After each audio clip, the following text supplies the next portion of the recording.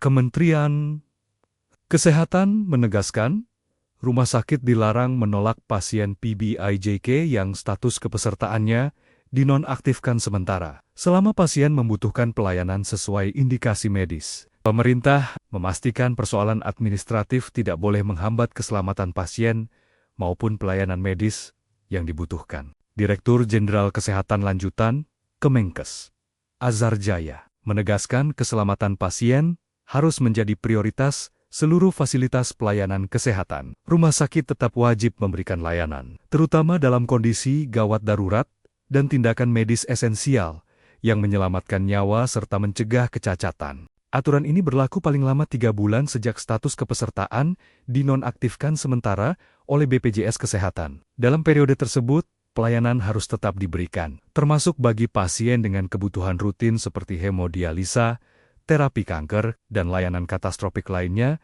hingga kondisi pasien stabil dan dapat dirujuk. Kemenkes juga menekankan pelayanan harus diberikan tanpa diskriminasi, dengan tetap menjalankan administrasi secara tertib dan akuntabel, serta berkoordinasi aktif dengan BPJS Kesehatan dan Dinas Kesehatan Daerah. Pemerintah akan terus memantau pelaksanaannya dan memastikan tidak ada pasien yang tertunda. Penanganannya akibat kendala administratif sementara. Pemerintah dan DPR ingin benar-benar melayani masyarakat agar layanan kesehatannya tidak berhenti, khususnya untuk penyakit katastrofik. Walaupun yang ramai kemarin adalah cuci darah, sebenarnya banyak layanan-layanan lain yang sifatnya katastrofik. Katastrofik ini artinya kalau kita hentikan saja, bisa sehari, seminggu, atau sebulan, itu konsekuensinya nyawa.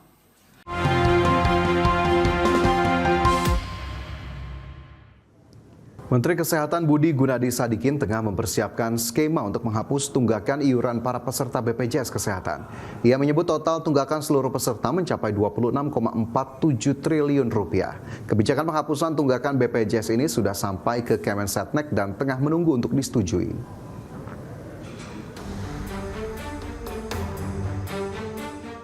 Menteri Kesehatan Budi Gunadi Sadikin tengah mempersiapkan skema untuk menghapus tunggakan iuran para peserta.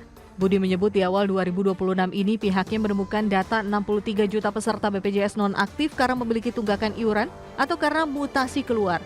Budi menyebut total tunggakan seluruh peserta tersebut mencapai 26,47 triliun rupiah. Menkes menyebutkan kebijakan penghapusan tunggakan BPJS ini sudah sampai ke Kemensetnek dan tengah menunggu untuk disetujui. Keputusan bagusnya adalah pemerintah dan DPR ingin benar-benar melayani masyarakat agar layanan kesehatannya tidak berhenti, khususnya untuk penyakit katastrofik. Walaupun yang ramai kemarin adalah cuci darah, sebenarnya banyak layanan-layanan lain yang sifatnya katastrofik. Katastrofik ini artinya kalau kita hentikan saja, bisa sehari, seminggu, atau sebulan, itu konsekuensinya nyawa. Nah, kita sudah mengidentifikasi Kementerian Kesehatan dan BPJS yang datanya mudah-mudahan direkonsiliasi cepat dengan Kemensos ya Pak Ali Gufron ya. Seperti diketahui sebanyak 11 juta peserta PBI BPJS Kesehatan mendadak nonaktif. Hal tersebut menyebabkan banyak pasien tidak bisa berobat. Untuk mengatasi masalah ini, pemerintah dan DPR menginstruksikan peserta yang kartunya dinonaktifkan tetap harus dilayani oleh fasilitas kesehatan selama 3 bulan ke depan. Tim Liputan IDX Channel. Pemirsa, Wakil Ketua Komisi 9 DPR RI Charles Honoris menilai bahwa negara mampu menggratiskan iuran BPJS Kesehatan bagi seluruh warganya. Charles memaparkan hasil perhitungan yang menunjukkan negara mampu membiayai iuran kepesertaan semua warga negara. Dari total jumlah 280 juta penduduk Indonesia, setelah dikurangi oleh 38 juta pekerja formal, 20 juta PNS TNI Polri, dan 4,5 juta pensiunan, terdapat 216,5 juta penduduk yang harus dilindungi oleh BPJS Kesehatan. Ia pun menyampaikan hitungan mengenai jumlah biaya iuran bagi 216,5 juta orang itu. Dengan 108,8 triliun rupiah. Menurut Charles, Indonesia sudah bisa mencapai universal health coverage sebesar 100%. Untuk merealisasikan hal itu, Charles memandang dibutuhkan kemauan politik dan keputusan politik negara, sebagaimana yang berlaku pada program makan bergizi gratis. Atau seluruh warga negara, kepesertaan BPJS-nya dibiayai oleh negara. Bisa nggak? Bisa. Mampu nggak? Menurut saya mampu. Dari 280-an juta, ada 38 juta pekerja formal, 38 juta. Ini tadi angkanya dari Pak Menkes nih. 38 juta pekerja formal, 20 juta PNS atau TNI Polri, 4,5 juta pensiunan PNS, pensiunan TNI, pensiunan Polri. Jadi kalau dikurangi, 280 juta dikurangi beberapa yang tadi ya. Peristiwa penembakan terjadi di sebuah sekolah di Tumble Ridge, Kanada. Ya, peristiwa tersebut mengakibatkan 10 orang tewas termasuk tersangka pelaku penembakan. Sebuah peristiwa penembakan terjadi di sebuah sekolah di kota Tumble Ridge, Provinsi British Columbia, bagian barat Kanada pada hari Selasa lalu. Penembakan tersebut menewaskan 10 orang termasuk tersangka pelaku. Dalam peristiwa ini, 6 orang ditemukan tewas di dalam sekolah menengah Tumble Ridge, 1 orang meninggal saat dalam perjalanan ke rumah sakit. Sementara 2 lainnya yang diyakini terkait dengan penembakan dinyatakan tewas di sebuah rumah komunitas. Petugas menyatakan tersangka pelaku termasuk dalam korban tewas yang ditemukan dalam sekolah dan diduga tewas akibat aksi bunuh diri. Wakil Kepala Kepolisian Kerajaan Kanada, Dwayne McDonald, menyebut pelaku penembakan diidentifikasi sebagai Jesse Van Rootselaar, berusia 18 tahun. Within minutes, an individual confirmed to be the shooter was located deceased with what appeared to be a self-inflicted gunshot wound.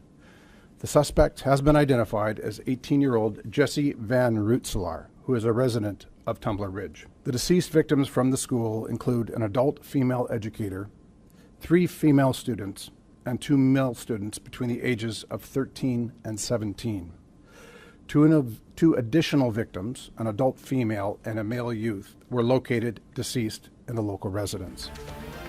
Pasca kejadian penembakan, petugas kepolisian menemukan 2 pucuk senjata di lokasi, yakni 1 unit senjata laras panjang dan sebuah senjata laras pendek hasil modifikasi. Polisi masih mengusut asal-usul dan kepemilikan kedua pucuk senjata tersebut.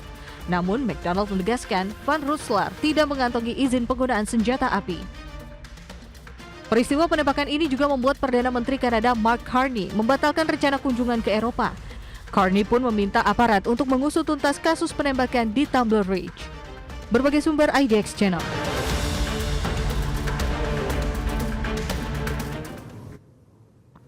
Pemirsa, Presiden Amerika Serikat Donald Trump mengatakan masih akan mengedepankan dialog untuk mencari solusi konflik dengan Iran. Namun di sisi lain, pemirsa, pemerintah Iran cenderung mengambil sikap waspada meski tetap membuka ruang dialog dengan Amerika Serikat. Pembahasan soal Iran menjadi salah satu yang dibicarakan dalam pertemuan antara Presiden Amerika Serikat Donald Trump dengan Perdana Menteri Israel Benjamin Netanyahu. Usai pertemuan tersebut, Trump melalui media sosialnya menyebutkan tetap melanjutkan dialog negosiasi dengan Iran termasuk dialog terkait nuklir. Hal itu diungkapkan Trump meski Netanyahu sebelumnya menginginkan Amerika Serikat untuk bertindak lebih keras terhadap Iran. Di sisi lain, pemerintah Iran menegaskan tetap membuka ruang dialog dengan Amerika Serikat dalam perundingan nuklir. Sikap itu tetap didahulukan meski mengakui masih menyimpan ketidakpercayaan terhadap Washington. Duta Besar Iran untuk Indonesia, Muhammad Bourjerdi, mengingatkan bahwa pengalaman masa lalu menjadi alasan utama Iran bersikap waspada. Menurutnya, dalam perundingan sebelumnya, Iran justru menjadi sasaran serangan di tengah proses diplomasi. Meski demikian, Bourjerdi menegaskan bahwa Iran tetap mengedepankan jalur damai dan berharap perundingan dengan Amerika Serikat dapat berlangsung secara serius dan konstruktif. Berbagai sumber, IDX Channel.